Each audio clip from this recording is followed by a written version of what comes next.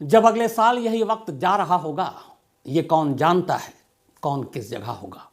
बिछड़ने वाले तुझे देख देख सोचता हूँ, तो फिर मिलेगा तो कितना बदल चुका होगा। तो आदाब, नमस्कार, गुड इवनिंग, सत श्री अकाल। एक बार फिर आप तमाम लोगों का स्वागत है क्राइम तक की कहानी के इस एपिसोड में। अब आते हैं आज की कहानी के ऊपर। आज की कहानी एक ऐसे शापित कुर्सी की कहानी है जो आज भी मौजूद है एक म्यूजियम में, और उस म्यूजियम में तमाम चीज़ें रखी हैं, लेकिन एक ऐसी चीज़ ऐसी जगह रखी है कि जो भी उसे देखता है तो पहले तो हैरान होता है और फिर जानना चाहता है कि इसकी कहानी क्या है। आमतौर पर किसी कुर्सी को हम फर्श पर ज़मीन पर ही देखते हैं, ज़मीन पर रखी होती है, जैसे मैं कुर्सी पर इस वक्त बैठा हूँ। लेकिन अगर कोई कुर्सी को किसी को छत से टांग दे, हवा में झूल रही हो, तो अजीब लगेगा देखकर। लेकिन एक म्यूज़ियम है और उस म्यूज़ियम में आज भी एक कुर्सी ज़मीन से ऊपर इतनी ऊंचाई पर टांगी गई है ताकि गलती से भी कोई उस पर बैठ ना जाए, क्योंकि उस कुर्सी को लेकर, उसकी मनहूसियत की कहानी को लेकर ये हर तरफ बात है कि जो भी इस कुर्सी पर बैठा वो जिंदा नहीं बचा, मर गया। कुछ लोग कहते हैं कि इस कुर्सी पर करीब 4 से 6 लोगों की मौत हुई। कुछ लोग कहते हैं कि ये तादाद 30 या उससे भी ज़्यादा है। कहानी इंग्लैंड की है। कहानी इंग्लैंड के नॉर्थ यॉर्कशायर की कहानी है। कहानी वहाँ के एक इलाका है थर्क्स, वहाँ की कहानी है। कहानी 18वीं सदी की है। इंग्लैंड में 2 दोस्त रहा करते थे। दोनों में थोड़ा सा उम्र का फासला था, लेकिन दोनों में अच्छी खासी दोस्ती थी। एक का नाम था थॉमस बसबी और दूसरे का नाम था डैनियल ऑटी। तो थॉमस और डैनियल ये दोनों दोस्त थे और दोनों एक तरह से छोटे मोटे गैंग चलाते थे। इनका क्रिमिनल बैकग्राउंड था, क्राइम व्राइम किया करते थे। नकली करेंसियों का भी इनका धंधा था और ये दोनों वहीं थर्क्स में रहा करते थे। डैनियल और थॉमस, डैनियल जो है उम्र में छोटा था, थॉमस थोड़ा बड़ा था, और दोनों का ये धंधा बहुत अच्छा चल रहा था। दोनों का गैंग जो था चल रहा था। इसी थर्क्स में एक बार हुआ करता था।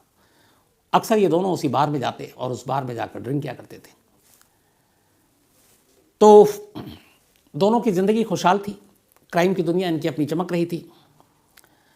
लेकिन इसी दौरान में ये पता चला कि जो डैनियल है उसकी एक बेटी है एलिजाबेथ, और एलिजाबेथ से उसका दोस्त थॉमस प्यार करता है। अब ये बात डैनियल को थोड़ी अटपटी भी लगी, लेकिन उम्र में दोनों का के गैप था, तो उसे लगा चलो कोई बात नहीं, दोस्त है और मेरी बेटी से प्यार करता है, मैं इसको जानता हूँ। तो खैर उन दोनों ने शादी कर ली। शादी के बाद भी इन दोनों की दोस्ती और बिजनेस पर कोई असर नहीं पड़ा। दोनों साथ ही बिजनेस करते, साथ ही क्राइम की दुनिया के अपने धंधे, एक सब कुछ चल रहा था। 1702 में ये कहानी शुरू होती है। 1702 में डैनियल और थॉमस ये दोनों उसी अपने फेवरेट बार में जाकर ड्रिंक कर रहे थे।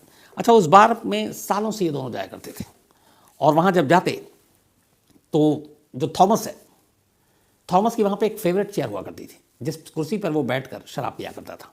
कई बार ऐसा होता बार में जब ये जाता और कोई दूसरा बंदा उस कुर्सी पर बैठा होता तो उसके ओनर से कहकर वो उसको उठवा देता था, और चूँकि थोड़ा गर्म मिजाज भी था, कई बार लड़ाई झगड़ा किया उसने उस कुर्सी के लिए, उठा देता और फिर उस पर बैठता। और ये बात डैनियल को भी पता थी, उसके दोस्त, कि इस बार की एक कुर्सी और उस कुर्सी के बेहद करीब है ये उसका दोस्त थॉमस। तो उसी कुर्सी पर बैठकर ये हमेशा ड्रिंक किया करता। 1702 में अब एलिजाबेथ के साथ शादी को भी काफ़ी थोड़ा वक्त हो चुका था।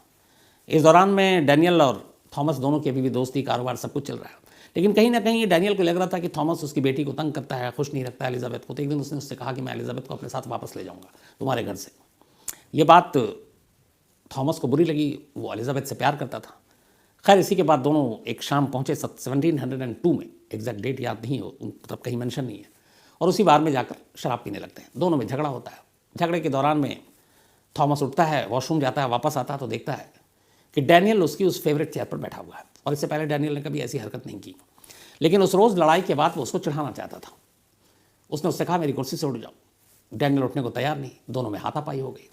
हाथापाई के दौरान ही अचानक थॉमस के हाथों डैनियल का कत्ल हो जाता है, उसी बार में और उसी कुर्सी को लेकर। अब जब कत्ल हुआ तो उस बार में बहुत सारे लोग थे। किसी ने फ़ौरन पुलिस को खबर कर दी। पुलिस मौके पर पहुंची और मौके वारदात पर ही थॉमस को पुलिस गिरफ्तार कर लेती है। इसके बाद पुलिस की जांच होती है, दोनों के रिश्ते निकलते हैं। पता चलता है कि ये कॉइन्स के, फेक कॉइन्स का दोनों धंधा करते थे, और छोटे मोटे और भी इनके क्राइम का, और इनका अपना गैंग था। तो अपने ही ससुर डैनियल के कत्ल के इल्ज़ाम में डैनियल का दामाद और उसका दोस्त थॉमस गिरफ्तार हो चुका है। पुलिस केस तैयार करती है। इसके बाद अदालत में मुकदमे की शुरुआत होती है। अब अदालत में मुकदमे की सुनवाई शुरू होती है। तमाम गवाहों सबूतों को देखने के बाद अदालत थॉमस को सजाए मौत सुनाती है। और उस वक्त 1700 ये 2 में हुआ था और 3 में फैसला आया। कहा गया कि फांसी देकर थॉमस की जान ली जाए। तो सजाए मौत, फांसी की सज़ा दी गई। अब तारीख तय हो गई, ऊपरी अदालत और बाकी जगह पे भी वो गया, लेकिन हर जगह पे उसकी मौत की सज़ा बरकरार रही। अब फांसी की तारीख करीब आ गई, अगले दिन फांसी होनी है। उससे पहले वहाँ पे एक कानून, एक दस्तूर है कि मरने वाले से उसकी आखिरी ख्वाहिश पूछी जाती है। थॉमस से भी पूछा गया कि तुम्हारी कोई आखिरी ख्वाहिश है तो बताओ। थॉमस ने हैरान कर दिया सामने खड़े पुलिस वालों को। उसने कहा मेरी एक ही ख्वाहिश है, मैं मरने से पहले उसी बार में जाना चाहता हूँ, उसी थर्क्स बार में, और मैं उसी कुर्सी पर बैठकर लास्ट ड्रिंक लेना चाहता हूँ। अब ये बात तमाम कानून के जानकारों तक पहुँची, लेकिन ये था कि जो भी जायज़ चीज़ें हों वो ख्वाहिश मरने वाले की पूरी की जाए। अब ये नहीं कि अगर वो कहे मुझे छोड़ दो तो होगा नहीं। तो वहाँ ड्रिंक और ये सारी चीज़ें उनमें था, जो एक सोशल सामाजिक चीज़ें हैं कि लोग पीते हैं। तो कहा गया इसने और तो कोई बड़ी चीज़ मांगी नहीं है और ये चीज़ उसकी ख्वाहिश पूरी की जा सकती है। तो कहा गया ठीक है। तो पुलिस की कस्टडी में थॉमस को उस थर्क्स के उसके फेवरेट बार में ले जाया जाता है और वहाँ ले जाने के बाद बाकायदा वो उसी कुर्सी पर बैठता है। उस कुर्सी पर बैठने के बाद वो ड्रिंक लेता है और फिर कुर्सी से खड़ा होता है, कुर्सी से विदाई लेता है, लेकिन चलते चलते कहता है कि खबरदार अगर किसी ने हिम्मत की मेरे बाद इस कुर्सी पर बैठने की, वो बचेगा नहीं। अब लोगों को लगा कि यूँ ही बोल रहा है। इतना कहकर वो पुलिस के साथ वापस आता है। नेक्स्ट डे तय वक्त पर थॉमस को फांसी दे दी जाती है। अब उसकी मौत हो गई। अब उसने ये जो बात कही इसने किसी ने ध्यान भी नहीं दिया, बात आई गई हो गई। अब थोड़ा वक्त बीता। कुछ वक्त बीतने के बाद इधर ये हुआ कि जब ये सारी चीज़ें हुई उस वक्त लोगों को ये बात भी पता चली कि इस बार में कत्ल हुआ है डैनियल का और उसके एक दोस्त ने किया है। तो फिर जो नया मालिक था उस पब, उस बार का, उसने उस बार का नाम ही रख दिया बसबी स्टूप इन, इस बार का। तो अब थॉमस बसबी, जिसको फांसी हुई, जिसने अपने ससुर का कत्ल किया, उसी के नाम पर उसने ये बार रख दिया। और फिर ये धीरे धीरे कहानियाँ आने लगी कि उसने जाने से पहले ऐसे ऐसे धमकी दी थी, फिर लेकिन उसकी फेवरेट कुर्सी की भी कहानी उस वक्त तक सुनाई जाने लगी। और लोगों को जो भी बार में आता तो बताया जाता कि देखो एक कुर्सी है, इस कुर्सी के लिए एक झगड़ा हुआ, झगड़े में एक दामाद ने अपने ससुर का कत्ल किया। तो ये बात लोगों को बड़ी इंटरेस्टिंग लगती, सुनते, मुस्कुराते, पीते चले जाते। तब तक सब कुछ ठीक था। लेकिन धीरे धीरे वक्त बीतता है। चिमनी साफ करने वाला एक कर्मचारी इस बार में पहुंचता है। वो पहला शिकार था। बार में पहुंचने के बाद वो अपना सफाई वफाई करता है। चूँकि जब सफाई का काम, ये सारी चीज़ें चल रही हैं, तो बार में उस वक्त लोग नहीं हैं। वो सारी सफाई करने के बाद थक जाता है, उससे कुछ उस वक्त तक याद है नहीं। वो नीचे उतरता है, चारों तरफ सफाई करने के बाद अनजाने में उस कुर्सी पर जा बैठता है जो कुर्सी थॉमस की थी। बैठने के बाद अचानक कुछ लोगों की नज़र पड़ती है बार के बाकी स्टाफ की। वो हैरान हो जाते हैं, अच्छा वो कुर्सी अभी भी वहीं है, लेकिन उस कुर्सी को बार के नए मालिक ने एक शो पीस की तरह रखा हुआ था और उस पर बैठने की इजाज़त किसी को नहीं होती थी, क्योंकि उस कुर्सी की कहानियाँ सुना सुना कर लोगों को बार में बुलाया जाता था। अब जब देखा कि ये बैठ गया और वो बातें उसकी थी कि इस कुर्सी पे जो भी बैठेगा, थॉमस ने कहा था, तो वो मारा जाएगा। तो अचानक लोग बदहवास आते हैं, कहते हैं भैया इस कुर्सी से उठ जाए, ये कुर्सी शापित है, इस पर शाप दे रखा है इसने। तो वो हंसता हुआ उठ जाता है और चला जाता है। अगले दिन सुबह उसकी लाश उसी बार से थोड़ी दूर पर सड़क किनारे पड़ी मिलती है। अब जब ये बात पता चली कि एक चिमनी साफ करने वाला कर्मचारी कुर्सी पर बैठा और उसकी लाश अगले दिन मिली, वो भी रहस्यमयी हालत में, तो सब घबरा गए। बार के ओनर को अब लगा कि जो थॉमस ने कहा था ये उसी का श्राप है। फिर भी उसने कहा कि हो सकता है वाकई कोई एक्सीडेंट हुआ हो। लेकिन इसके बाद फिर अचानक एक के बाद एक ऐसे हादसे होते हैं कि कुछ लोग अनजाने में उस कुर्सी पर बैठते हैं और मारे जाते हैं। उसमें थे 2 पायलट थे वहाँ के, रॉयल एयरफोर्स के। वो आते हैं और उस बार में बैठते हैं, किसी का ध्यान नहीं जाता और उसी कुर्सी पर बैठ जाते हैं। उन दोनों जो पायलट थे बाद में वो फिर जंग में जाते हैं, दोनों लौट कर नहीं आते, मारे जाते हैं। एक और शख्स आकर बैठता है। अगले दिन उसकी लाश वहीं पे खंबे से लटकी हुई मिलती है। तो ऐसे करते करते 4-5 मौत हो जाती है बहुत कम दिनों के अंदर अंदर। अब बार तब तक एक नए मालिक के हाथ में आ चुका था, ओनर उसका। उसे लगता है कि एक के बाद एक मौत हो रही है और हर मौत का कनेक्शन उस कुर्सी से जुड़ रहा है। वो बड़ा परेशान हो जाता है कि क्या करें। फिर उसे लोग कहते हैं, उसे बताते हैं, क्योंकि अब वक्त भी बहुत ज़्यादा बीत चुका था थॉमस को मरे हुए, कि तुम्हारे पुराने ओनर से बात करो। पुराने ओनर से वो कांटेक्ट करता है, कहते हैं हाँ वो कुर्सी जो है उस पर किसी को बैठाना मत, वो शो पीस है, उसे कहानियाँ सुनाओ, ग्राहक बुलाओ, वो शापित कुर्सी है, क्योंकि वो थॉमस की कुर्सी थी और उसके चक्कर में खून हुआ और उसने जाते जाते ये कहा। अब उसने बताया कि एक के बाद एक इस तरह मौत हो रही है। तो उसने कहा कि फिर उस कुर्सी में कुछ खतरा है। अब उसने संभाला कि नहीं भाई इस कुर्सी पे कोई ना बैठे, लेकिन जो लोग आए उस कुर्सी के बारे में बात करें। इस दौरान में एक महिला आई और वो महिला उस दिन सफाई कर रही थी और सफाई करके जब वो थक गई उस कुर्सी पर बैठ गई और ये ओनर अभी बाकी सबसे बात कर रहा है और ये सारी चीज़ें देख रहा है। उस महिला की कुछ घंटे के बाद ही रहस्यमय हालत में मौत हो गई। जब उस महिला की मौत हुई तब इस बार के मालिक को लगा कि कुछ तो गड़बड़ है। वो घबरा गया, डर गया। उसने फ़ौरन अपने मुलाजिमों को बुलाया और कहा कि इस कुर्सी को उठाकर बेसमेंट में कबाड़ में ले जाकर रख दो। मुलाजिम आए और उन्होंने उस कुर्सी को उठाया और बेसमेंट में ले जाकर रख दिया। अब बाकी सब ग्राहक आते थे, बार पीते ड्रिंक करते चले जाते। एक दिन कुछ सामान ऑर्डर किया था बार के ओनर ने। वो डिलीवरी बॉय एक पहुंचा और वो सामान लेकर उससे कहा गया कि जाकर वो बेसमेंट में सामान रख दो। अब वो कई राउंड में सामान बाहर से उतारता, उठाता, बेसमेंट में रखता, फिर वापस आता, दूसरी खेप लेता, फिर अंदर जाता। इस आने जाने के चक्कर में वो थक गया।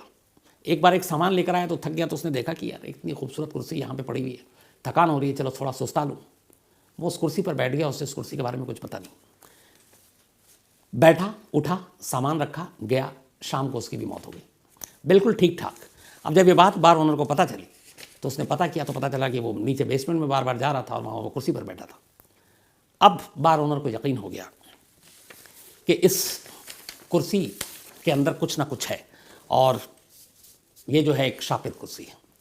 उसने फ़ौरन अपने एक वहीं पे, ये करीब लंदन से 250 मील की दूरी पर है ये इलाका, जिस इलाके की मैं बात कर रहा हूँ, थक्स के म्यूज़ियम को कांटेक्ट किया और कहा कि हमारे पास एक कुर्सी है और उस कुर्सी के साथ ये शाप जुड़ा हुआ है कि इस पर जो भी बैठता है मर जाता है। मैं इस कुर्सी को अब रखना नहीं चाहता हूँ, तो मैं इस कुर्सी को म्यूज़ियम को दान देना चाहता हूँ, लेकिन शर्त एक है। शर्त यह है कि इस कुर्सी को आप ज़मीन से ऊपर रखेंगे ताकि गलती से भी कोई इस पर बैठ ना जाए। म्यूज़ियम वालों ने को तो ऐसी चीज़ें चाहिए होती हैं, लेकिन उन्हें इन चीज़ों पर भरोसा भी नहीं होता है। तो इसी थक्स म्यूज़ियम ने फिर कहा कि ठीक है, हमें ये शर्त मंजूर है। और उसके बाद म्यूज़ियम में इस कुर्सी को भेजा गया इस हिफाजत के साथ कि कोई इस पर बैठे नहीं। और म्यूज़ियम वालों ने फिर उस कुर्सी को ज़मीन से 5 फीट ऊपर हवा में टांग दिया और टांगने के बाद अब वो लोगों के लिए खुल गया और बताया गया कि ये कुर्सी कैसे एक शापित कुर्सी है जिस पे जो भी बैठा वो मारा गया। तो 1978 में 1978 में ये कुर्सी थक्स म्यूज़ियम को दान में दी गई इस शर्त के साथ उसके मालिक ने कि इस पर कोई बैठेगा नहीं। करीब 300 साल हो गए, 300 साल जब ये कहानी शुरू हुई थी, 1702 की बात है। ये कुर्सी आज भी सलामत है, इसी थक्स के म्यूज़ियम में है। लंदन से 250 माइल्स की दूरी पर है। बहुत सारे हमारे क्राइम तक फैमिली मेम्बर वहाँ पे रहते भी हैं, तो वो बेहतर और जाकर एक बार पता भी कर सकते हैं। मैंने लेकिन पता किया, उन्होंने कहा है। तो इस थक्स म्यूज़ियम में ये एक कुर्सी, जैसे मौत की भी कुर्सी कहते हैं, आज भी रखी हुई है। और लास्ट 300 ईयर्स, 300 साल से ये कुर्सी यूं ही है, इस पर कोई बैठा नहीं है। और कहते हैं कि ये दुनिया की सबसे शापित, सबसे मनहूस और एक तरह से मौत बांटने वाली कुर्सी है। तो आज की कहानी में इतना ही। 2022 की आखिरी कहानी थी ये। 2022 में 365 दिन होते हैं, बीच में कुछ दिन में, मतलब ज़्यादा तो नहीं, शायद बहुत कम, एक आध 2-4 मौके ऐसे होंगे जब मैं गायब रहा, वरना पूरी पाबंदी के साथ मेरी कोशिश यही थी कि आप लोगों को कहानी सुनाऊं। और बहुत सारे वरना मेल आ जाते हैं और आपने इतने प्यार से सुना, भी हौसला भी बढ़ाया। जहाँ गलतियाँ की आपने उस तरफ इशारा भी किया, जहाँ अच्छी कहानियाँ सुनाई आपने तारीफ़ भी की, एक फैमिली मेम्बर का प्यार भी दिया। बहुत सारे इस कहानियों के वजह से नए नए रिश्ते भी बने, भाई बहन। आज ही मुझे पता चला कि एक 93 ईयर ओल्ड लेडी है और वो कहानी सुनती हैं और उनसे मुझे बात भी करनी है, तो शायद आज ही मेरी बात हो। तो मुझे ये इतना सारा प्यार आप लोगों का जो मिलता है, उससे फिर जिम्मेदारी का एहसास बढ़ जाता है। हाँ, कई बार ऐसा भी होता है कि इंसान हूँ, कई बार ऐसा होता है कि मूड नहीं है कहानी सुनाने का या उस तरीके से बोलने का, क्योंकि ये सारी चीज़ें दिल से निकलती हैं। लेकिन फिर एहसास होता है कि नहीं, बहुत सारे लोगों के फिर मेल आने शुरू हो जाएंगे, तो ना होते हुए भी, ना चाहते हुए भी कई बार कहानियाँ सुनानी पड़ती हैं। लेकिन ऐसा कभी कभार होता है, हर इंसान का कई बार मूड स्विंग होता है।